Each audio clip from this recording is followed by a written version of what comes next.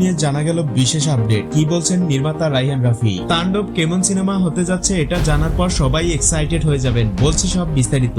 তো আমি আমার একটা প্রজেক্ট প্ল্যান করছি, যে প্রজেক্টে দুই দেশের আর্টিস্টই থাকবে। সম্প্রতি সময় ঢালিউড ফিল্ম ইন্ডাস্ট্রির এক উজ্জ্বল নক্ষত্র শাকিব খান।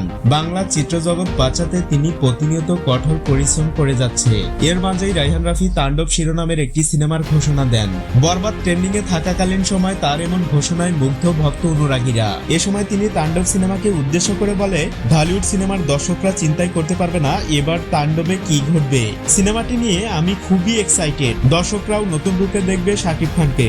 আশা করছি দর্শক বড় আয়োজনের একটি সিনেমা উপহার পেতে যাচ্ছে।